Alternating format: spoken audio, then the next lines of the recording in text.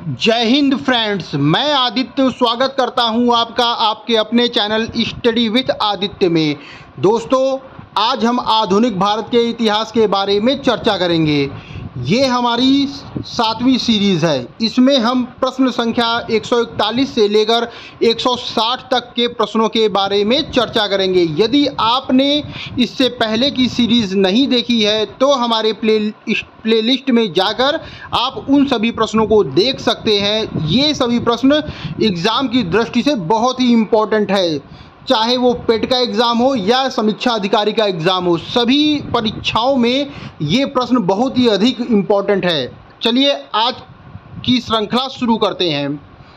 आज का हमारा पहला सवाल है, निम्नलिखित में से किसने बंगाल में द्वैत शासन प्रणाली को समाप्त किया था? बहुत ही इम्पोर्टेंट सवाल है, बहुत बार एग्ज़ाम में पूछा गया है। ये पूछा गया है कि किसने बंगाल में द्वैत शासन प्रणाली को समाप्त किया है। आपके ऑप्शन है रॉबर्ट क्लायू, दूसरा ऑप्शन है वॉरेन हेस्टिंग, लॉर्ड कॉर्नवालिस या उपर्युक्त में से कोई नहीं। सही जवाब है इसका option B, Warren Hasting. Warren Hasting के कार्यकाल में बंगाल में द्वैत शासन प्रणाली को समाप्त किया गया था। आइए हम महत्वपूर्ण बिंदु के बारे में चर्चा कर लेते हैं। पहला महत्वपूर्ण बिंदु है, वॉरेन हेस्टिंग के कार्यकाल में वर्ष 1772 ईस्वी में कोर्ट ऑफ डायरेक्टर्स ने दोहरी शासन प्रणाली यानी द्वैत शासन प्रणाली को समाप्त करने का निर्णय लिया था। कब लिया था? वर्ष 1772 में। और कार्यकाल किसका था? तो वॉरेन हेस्टिंग का कार्यकाल था। ये तीनों ही प्रश्न बनते हैं, बहुत ही इंपॉर्टेंट है, इससे आप लोग देख लीजिएगा। हमारा अगला महत्वपूर्ण बिंदु है कि द्वैत शासन प्रणाली की शुरुआत बंगाल में लॉर्ड क्लायू के समय हुई थी। कब हुई थी? 1765 ईस्वी में हुई थी।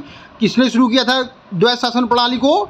तो लॉर्ड क्लायू ने शुरू किया था। और कब किया था? 1765 ईस्वी में हुई थी। हमारा अगला सवाल है, निम्नलिखित बंगाल के गवर्नर जनरलों में से कौन एक तृतीय आंग्ल मैसूर युद्ध से संबंधित है? आपके ऑप्शन है Warren Hasting, Lord Cornwallis, Sir John Shore या विलियम बेंटिंग। सही जवाब है हमारा ऑप्शन बी, लॉर्ड कॉर्नवालिस। क्या पूछा गया है फिर से एक बार देख लेते हैं। बंगाल के गवर्नर जनरलों में से कौन एक तृतीय आंग्ल मैसूर युद्ध से संबंधित है? कौन संबंधित है? Option B, Lord Cornwallis. आइए महत्वपूर्ण बिंदु के बारे में चर्चा कर लेते हैं। तृतीय आंग्ल मैसूर युद्ध लॉर्ड कॉर्नवालिस से संबंधित है क्योंकि इस युद्ध में लॉर्ड कॉर्नवालिस स्वयं सेना की बागडोर संभाल रहा था। हमारा अगला महत्वपूर्ण बिंदु है, यह युद्ध टीपू सुल्तान और अंग्रेजों के बीच में हुआ था। इस युद्ध में टीपू सुल्तान ने श्रीरंगपट्टनम की संधि की, जिसके अनुसार टीपू सुल्तान को अपने राज्य का लगभग आधा भाग अंग्रेजों को एवं उनके साथियों जो कि निजाम और मराठा थे देना पड़ा। यानी कि जो तृतीय आंग्ल मैसूर युद्ध हुआ था उसमें ही श्रीरंगपट्टनम की संधि हुई थी 1792 ईस्वी में। और इसमें कौन गवर्नर जनरल था? तो लॉर्ड कॉर्नवालिस था। और यह युद्ध टीपू सुल्तान और अंग्रेजों के बीच में हुआ था। हमारा अगला महत्वपूर्ण सवाल है, अंग्रेजों के शासनकाल में भारत के आर्थिक दोहन का सिद्धांत किसने प्रतिपादित किया था? आपके ऑप्शन है M.N. रॉय, जयप्रकाश नारायण, राम मनोहर लोहिया या दादा भाई नौरोजी। हमारा सही आंसर है ऑप्शन डी, दादा भाई नौरोजी। दादा भाई नौरोजी ने ही भारत के आर्थिक दोहन का सिद्धांत दिया था। दादा भाई नौरोजी को grand old man of India के नाम से भी जाना जाता है।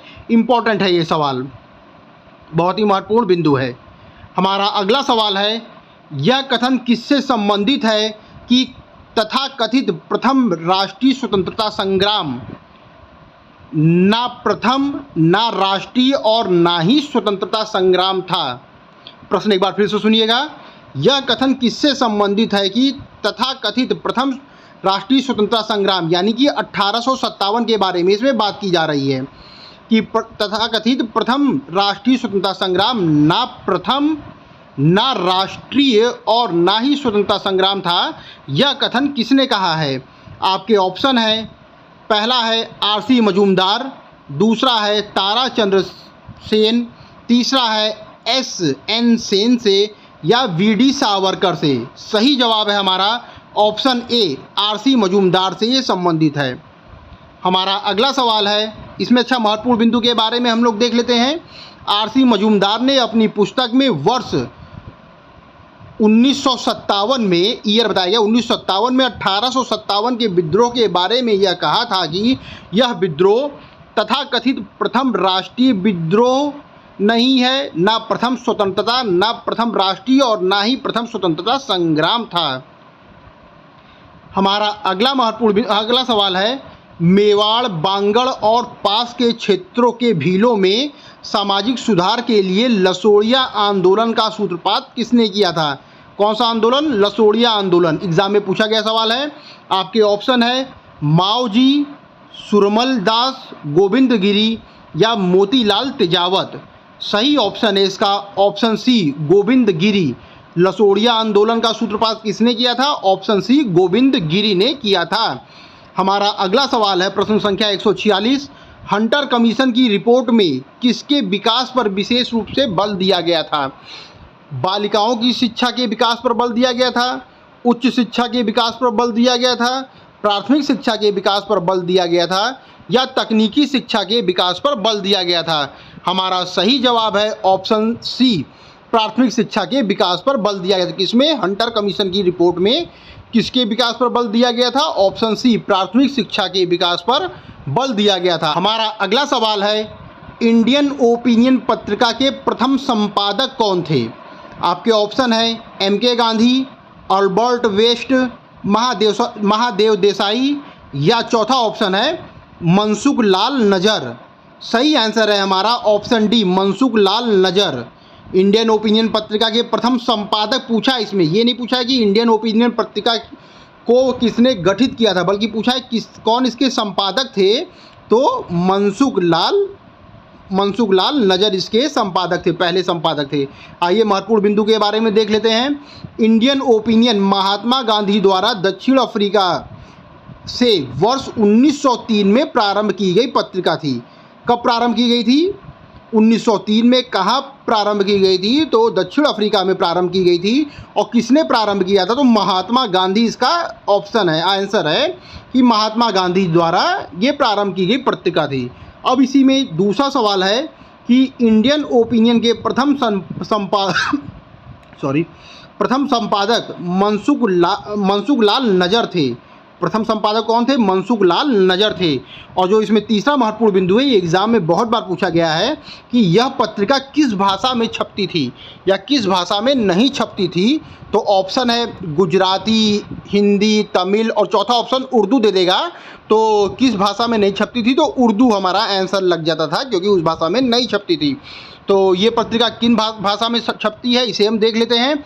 गुजराती में, हिंदी में, तमिल में और अंग्रेजी में छपती है, यानी 4 भाषाओं में छपती थी इंडियन ओपिनियन। प्रारंभ किसने किया था? दक्षिण अफ्रीका में प्रारंभ किया था, महात्मा गांधी जी ने प्रारंभ किया था। और प्रथम संपादक कौन थे?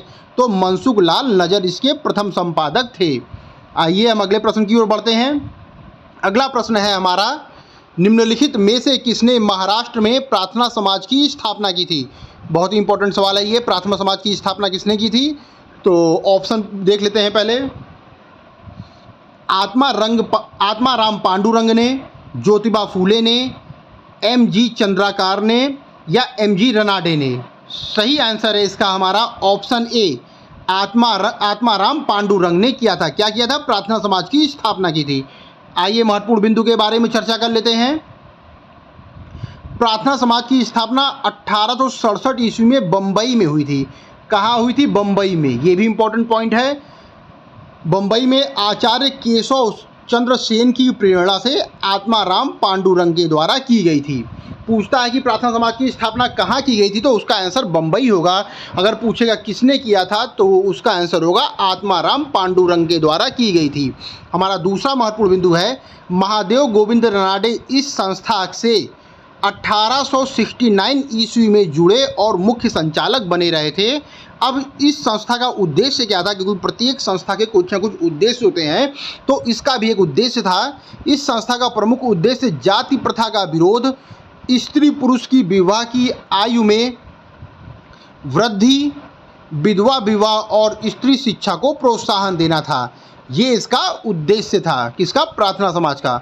हमारा अगला सवाल है, शारदा अधिनियम के अंतर्गत लड़कियों एवं लड़कों की न्यूनतम विवाह की आयु को क्रमशः कितना निर्धारित किया गया है? पहले लड़की की और फिर बाद में लड़के की है। 12 एवं 16 वर्ष, 15 एवं 21 वर्ष, 14 एवं 18 वर्ष या 16 एवं 22 वर्ष। तो इसका सही जवाब है ऑप्शन सी, 14 वर्ष एवं 18 वर्ष। 14 वर्ष रखा गया है लड़कियों की और 18 वर्ष रखा गया है लड़कों की। किसमें? शारदा अधिनियम में रखा गया है। आइए महत्वपूर्ण बिंदु के बारे में चर्चा कर लेते हैं। वर्ष 1929 में अजमेर निवासी न्यायाधीश डॉक्टर हरविलास शारदा के प्रयत्नों से एक बाल विवाह निषेध कानून बन पाया था। किसके प्रयास से? डॉक्टर हरविलास शारदा के प्रयास से बना था। उन्हीं के नाम से इसका नाम शारदा अधिनियम रखा गया था। हमारा अगला महत्वपूर्ण बिंदु है, इस अधिनियम के द्वारा लड़कियों की विवाह की न्यूनतम आयु 14 वर्ष और लड़कों के विवाह की न्यूनतम आयु 18 वर्ष निर्धारित की गई थी। हमारा अगला सवाल है, प्रश्न संख्या 150, भारतीय राष्ट्रीय कांग्रेस का अंतिम अधिवेशन कौन था जिसमें बाल गंगाधर तिलक ने भाग लिया था? हमारे ऑप्शन है, कलकत्ता अधिवेशन 1906, सूरत अधिवेशन 1907, कलकत्ता अधिवेशन 1917 या अमृतसर अधिवेशन 1919। किसके बारे में पूछा गया है? बाल गंगाधर तिलक ने अंतिम रूप से किसमें भाग लिया था? तो इसका ऑप्शन सही है, ऑप्शन डी, अमृतसर अधिवेशन 1919 में बाल गंगाधर तिलक ने अंतिम बार भाग लिया था। क्यों? क्योंकि उसके बाद वर्ष 1920 में इनकी मृत्यु हो गई थी। आइए हम महत्वपूर्ण बिंदु के बारे में चर्चा कर लेते हैं। बाल गंगाधर तिलक ने अंतिम रूप से भारतीय राष्ट्रीय कांग्रेस के अमृतसर अधिवेशन में भाग लिया था। उन्होंने मॉन्टेस्क्यू चेम्सफोर्ड सुधारों के तहत होने वाले विधायिका के चुनाव में के बहिष्कार करने की महात्मा गांधी की नीति का भी इन्होंने विरोध किया था। किसने किया था? बाल गंगाधर तिलक ने। तिलक ने उत्तरदायी सहयोग नीति को अपनाने की सलाह दी थी। इंपॉर्टेंट है, कौन सी नीति? उत्तरदायी सहयोग नीति को अपनाने की सलाह दी थी।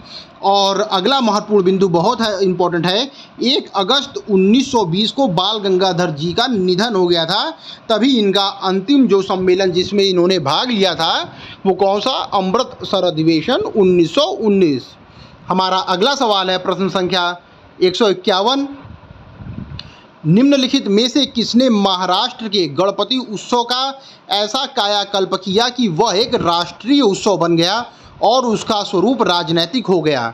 तो पूछा गया है कि गणपति उत्सव को प्रारंभ किसने किया था। ये महत्वपूर्ण बिंदु है कि किसने प्रारंभ किया था। ऑप्शन है रामदास, शिवाजी, महादेव गोविंद रनाडे या चौथा ऑप्शन है हमारा बाल गंगाधर तिलक। तो गणपति उत्सव के बारे में पूछा गया कि किसने प्रारंभ किया था और बाद में यह एक राष्ट्रीय उत्सव बन गया था। तो इसका सही जवाब है ऑप्शन डी, बाल गंगाधर तिलक। हमारा अगला सवाल है, किस वर्ष हिंदुस्तान रिपब्लिकन एसोसिएशन की स्थापना हुई थी? बहुत बार परीक्षाओं में पूछा गया हो, चाहे वो कोई भी एग्ज़ाम हो, चाहे वो पेट हो, आरओ का एग्ज़ाम हो, एपीओ का एग्ज़ाम हो, कोई भी एग्ज़ाम हो, उसमें ये सवाल बहुत बार पूछा गया है कि किस वर्ष हिंदुस्तान रिपब्लिकन एसोसिएशन की स्थापना हुई थी। आपके ऑप्शन है वर्ष 1920 में, वर्ष 1928 में, वर्ष 1924 में या वर्ष 1930 में। तो इसका सही जवाब है ऑप्शन सी, वर्ष 1924 में स्थापना हुई थी। किसकी स्थापना हुई थी? हिंदुस्तान रिपब्लिकन एसोसिएशन की स्थापना हुई थी, वर्ष 1924 में हुई थी।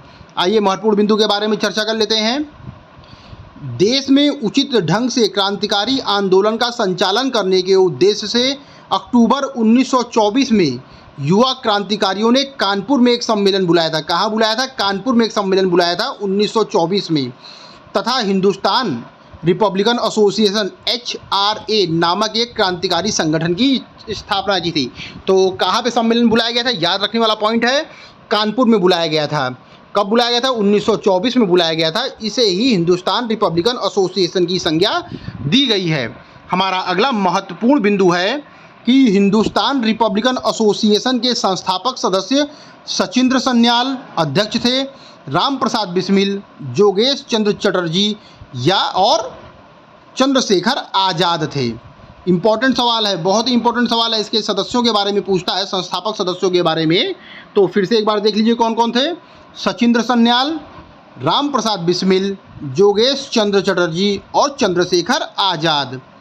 हमारा अगला सवाल है प्रश्न नंबर 153। निम्नलिखित में से किस महिला क्रांतिकारी ने दीक्षांत समारोह में अपनी उपाधि यानी डिग्री ग्रहण करते समय अंग्रेज गवर्नर कुलाधिपति को गोली चलाई थी? ऑप्शन है शांति घोष, बीना दास, सुनीति चौधरी या कल्पना दत्त। सही जवाब है इसका ऑप्शन बी, बीना दास ने गोली चलाई थी। अपनी डिग्री लेते समय अंग्रेज गवर्नर कुलाधिपति पर गोली चलाई थी। किसने चलाई थी? ऑप्शन बी, बीना दास ने चलाई थी गोली। आइए महत्वपूर्ण बिंदु के बारे में चर्चा कर लेते हैं। बीना दास ने दीक्षांत समारोह में उपाधि ग्रहण करते समय बहुत ही नज़दीक से गवर्नर पर गोली चलाई थी। कब चलाई थी ये महत्वपूर्ण बिंदु है। फरवरी 1932 में गोली चला दी थी। किसने? बीना दास ने। ये पूछा जाता है कि किसने दीक्षांत समारोह में गोली चलाई थी, तो उसका सही जवाब है बीना दास। बीना दास ने दीक्षांत समारोह में गोली चलाई थी। प्रश्न संख्या 154 देख लेते हैं। निम्नलिखित में से किन्हें इंग्लैंड में अंग्रेज अधिकारियों की हत्या के आरोप में फांसी दी गई थी? यानी कि उन्होंने भारत में नहीं हत्या की थी, इंग्लैंड में की थी। इंग्लैंड में अंग्रेज अधिकारियों की हत्या की थी। देख लेते हैं ऑप्शन। राजगुरु सुखदेव, खुदीराम बोस सूर्यसेन, मदन लाल ढींगरा और उधम सिंह, करतार सिंह सराभा और अशफाक उल्लाह खान। तो हमारा इसका सही जवाब है मदन लाल ढींगरा और उधम सिंह। मदन लाल ढींगरा और उधम सिंह ने भारत में नहीं, याद रखने वाला प्रश्न है, इंग्लैंड में जाकर अंग्रेज अधिकारियों की हत्या की थी और उसके आरोप में इन्हें फांसी की सजा दी गई थी। ऑप्शन सी सही है। आइए महत्वपूर्ण बिंदु के बारे में चर्चा कर लेते हैं। इंग्लैंड में अंग्रेज अधिकारियों की हत्या के आरोप में मदन लाल ढींगरा और उधम सिंह को फांसी की सजा मिली थी। आइए देखते हैं इन्होंने किसकी किसकी हत्या की थी। तो मदन लाल ढींगरा ने 1 जुलाई 1909 को लंदन में भारतीय राष्ट्रीय संघ की बैठक में भारतीय राज्य सचिव के सलाहकार कर्जन वायली को गोलियों से भून दिया था। किसको? कर्जन वायली को भूना था मदन लाल ढींगरा ने, और फलतः उन्हें फांसी की सज़ा दी गई थी इन पर गोलियां चलाने के लिए। दूसरा है उधम सिंह ने जलियांवाला बाग हत्याकांड में अप्रत्यक्ष रूप से जिम्मेदार और तत्कालीन पंजाब के गवर्नर माइकल ओ डायर, किसकी? माइकल ओ डायर की लंदन में मार्च 1940 में हत्या कर दी थी और फलतः इन्हें भी फांसी की सज़ा हुई थी। तो उधम सिंह ने किसकी की थी? माइकल ओ डायर की थी। और मदन लाल ढींगरा ने किसकी की थी? तो कर्जन वायली की गोलियों से हत्या कर दी थी, गोलियों से भूनकर। हमारा अगला सवाल है, महात्मा गांधी ने अपना पहला जन भाषण कहाँ दिया था? बहुत ही कन्फ्यूजन वाला सवाल है और बहुत ही इंपॉर्टेंट सवाल है, इसलिए इसको ध्यान रखिएगा आप लोग। प्रश्न संख्या 155। महात्मा गांधी ने भारत में अपना पहला जन भाषण कहाँ दिया था? आपके ऑप्शन है बम्बई में, दूसरा ऑप्शन है लखनऊ में, तीसरा ऑप्शन है वाराणसी में, या चौथा ऑप्शन है चंपारण में। बहुत लोग इसका आंसर चंपारण सोच रहे होंगे, लेकिन चंपारण गलत है। इसका सही आंसर है वाराणसी में इन्होंने दिया था। कब दिया था वाराणसी में? तो ये भी याद रख लीजिएगा 1916 में दिया था, जबकि चंपारण वाला जो विद्रोह हुआ था वो 1917 में हुआ था। और उन्होंने भाषण कब दिया था अपना? 1916 में दिया था। आइए महत्वपूर्ण बिंदु के बारे में चर्चा कर लेते हैं। महात्मा गांधी ने भारत में अपना पहला जन भाषण फरवरी 1916 में बनारस हिंदू विश्वविद्यालय के उद्घाटन समारोह में दिया था। किसने दिया था? महात्मा गांधी ने। कहाँ दिया था? तो बनारस में अपना दिया था। हमारा अगला सवाल है, प्रश्न संख्या 156 है। असहयोग आंदोलन के दौरान विदेशी वस्त्रों के जलाए जाने पर किसने महात्मा गांधी को लिखा कि यह निष्ठुर बर्बादी है? विदेशी वस्त्रों के जलाए जाने को इन्होंने निष्ठुर बर्बादी कहा। तो किसने कहा था? मदन मोहन मालवीय ने, शौकत अली ने, रविंद्रनाथ टैगोर ने, या मोतीलाल नेहरू ने? इसका सही आंसर है ऑप्शन सी, रविंद्रनाथ टैगोर ने। रविंद्रनाथ टैगोर ने महात्मा गांधी को पत्र लिखकर कहा कि यह एक निष्ठुर बर्बादी है। कौन सी? विदेशी वस्त्रों के जलाए जाने को इन्होंने एक निष्ठुर बर्बादी की संज्ञा दी है। प्रश्न संख्या 157 देख लेते हैं। वर्ष 1934 में पटना में अखिल भारतीय कांग्रेस समाजवादी का संयोजक कौन था? 1934 में पटना में अखिल भारतीय कांग्रेस समाजवादी पार्टी का संयोजक कौन था? तो ऑप्शन है आचार्य नरेंद्र देव, अच्युत पटवर्धन, जयप्रकाश नारायण या डॉक्टर राम मनोहर लोहिया। सही जवाब है इसका ऑप्शन सी, जयप्रकाश नारायण। जयप्रकाश नारायण थे 1934 में अखिल भारतीय कांग्रेस समाजवादी पार्टी के संयोजक थे, जयप्रकाश नारायण। आइए प्रश्न संख्या 158 देख लेते हैं। निम्नलिखित व्यक्तियों में से किसने इरविन तथा गांधी को दो महात्मा कहा है? बहुत ही अधिक प्रभावित हुए होंगे तभी इनको दो महात्मा कहा है। ऑप्शन है मीरा बहन, सरोजिनी नायडू, मदन मोहन मालवीय या जवाहरलाल नेहरू। तो इसका सही जवाब है ऑप्शन बी, सरोजिनी नायडू। सरोजिनी नायडू ने क्या कहा है? इरविन तथा गांधी जी को दो महात्मा कहा है। सरोजिनी नायडू के बारे में क्या महत्वपूर्ण बिंदु है? एक चीज़ फेमस है कि उन्होंने वर्ष 1925 में कानपुर अधिवेशन की अध्यक्षता की थी और ये पहली भारतीय महिला थी जिन्होंने कांग्रेस अधिवेशन की अध्यक्षता की थी। हमारा अगला सवाल है, नहीं आइए हम इसके महत्वपूर्ण बिंदु के बारे में चर्चा कर लेते हैं। सविनय अवज्ञा आंदोलन के विस्तारित होते स्वरूप को देखते हुए लॉर्ड इरविन ने देश में सौहार्दपूर्ण वातावरण उत्पन्न करने के उद्देश्य से 26 जनवरी 1931 को गांधी जी को जेल से रिहा कर दिया था। कब जेल से रिहा किया था? 26 जनवरी 1931 को गांधी जी को जेल से रिहा कर दिया था। अगला महत्वपूर्ण बिंदु है इसमें, तेज बहादुर सप्रू तथा M.R. जयकर के प्रयत्नों से गांधी जी एवं इरविन के मध्य फरवरी 1931 में दिल्ली में वार्ता प्रारंभ हुई थी। कब प्रारंभ हुई थी और कहाँ? दिल्ली में वार्ता प्रारंभ हुई थी और 5 मार्च 1931 को दोनों के मध्य एक समझौता हुआ जिसे गांधी इरविन समझौता के नाम से जाना जाता है। ये जो डेट है इसमें 5 मार्च 1931 बहुत ही इम्पोर्टेंट डेट है। ये पूछता है कि गांधी इरविन समझौता कब हुआ था, तो उसका आंसर है हमारा 5 मार्च 1931। हमारा अगला महत्वपूर्ण बिंदु है, इसी समझौते के परिप्रेक्ष्य में सरोजिनी नायडू जी ने गांधी और इरविन को दो महात्मा की संज्ञा दी थी। हमारा अगला महत्वपूर्ण प्रश्न है, निम्नलिखित में से किसने भारतीय राष्ट्रीय कांग्रेस के कराची अधिवेशन का सभापतित्व किया था? कराची अधिवेशन के बारे में इसमें पूछा गया है, तो आइए देख लेते हैं ऑप्शन। जवाहरलाल नेहरू पहला ऑप्शन है। दूसरा है JM सेनगुप्ता, SC बोस या वल्लभ भाई पटेल। कराची अधिवेशन के बारे में पूछा गया है, बहुत ही अच्छा प्रश्न है। वल्लभ भाई पटेल ने इसका सभापतित्व किया था कराची अधिवेशन का। आइए महत्वपूर्ण बिंदु के बारे में चर्चा कर लेते हैं। गांधी इरविन समझौता, जिसे दिल्ली समझौता के नाम से जाना जाता है क्योंकि ये दिल्ली में हुआ था। कब हुआ था? अभी बताए हैं 5 मार्च 1931 को। दिल्ली समझौते के नाम से जाना जाता है को मंजूरी देने के लिए सरदार वल्लभ भाई पटेल की अध्यक्षता में 26 से 31 मार्च के मध्य कांग्रेस का कराची अधिवेशन हुआ था। कराची 26 से 31 मार्च 1931 के मध्य में कांग्रेस का कराची अधिवेशन हुआ था।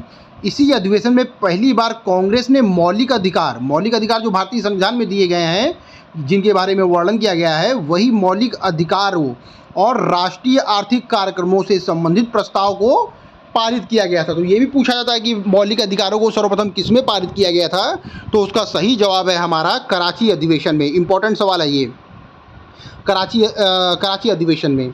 और इसमें क्या हुआ था? इसमें हुआ था कि मंजूरी देने के लिए, किसको?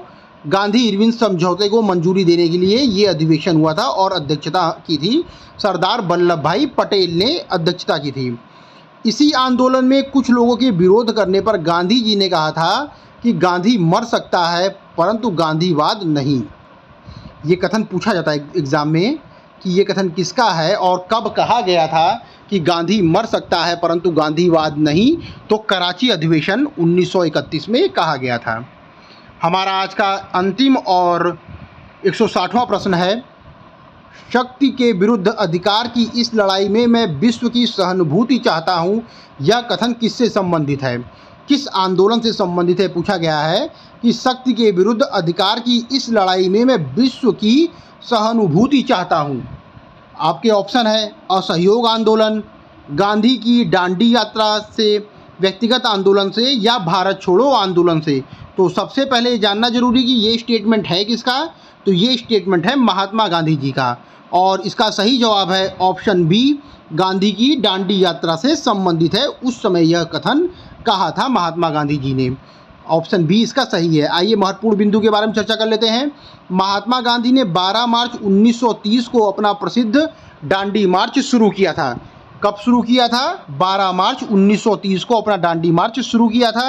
इसमें दूसरा महत्वपूर्ण बिंदु है, 24 दिनों की लंबी यात्रा करने के बाद 6 अप्रैल 1930 को दांडी में सांकेतिक रूप से नमक कानून को इन्होंने भंग किया था। कब भंग किया था? 24 दिन की इन्होंने यात्रा की और 6 अप्रैल 1930 में दांडी में ये पहुँचे और नमक के कानून को भंग किया। इस प्रकार नमक कानून तोड़कर सविनय अवज्ञा आंदोलन को प्रारंभ किया। यानी कि सविनय अवज्ञा आंदोलन के प्रारंभ की तिथि क्या है? 6 अप्रैल 1930।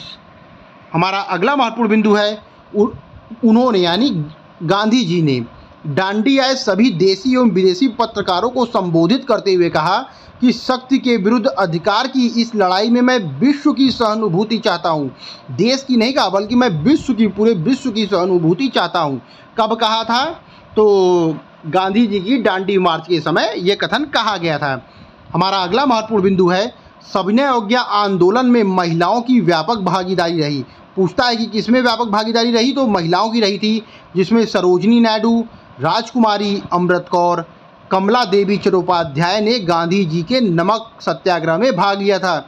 और जब ये एग्ज़ाम में पूछा जाता है तो पूछा था कि निम्नलिखित में से किस महिला ने भाग नहीं लिया था, तो इन महिलाओं का नाम दे दिया जाएगा और जिस महिला का नाम नहीं होगा उन्होंने भाग नहीं लिया था।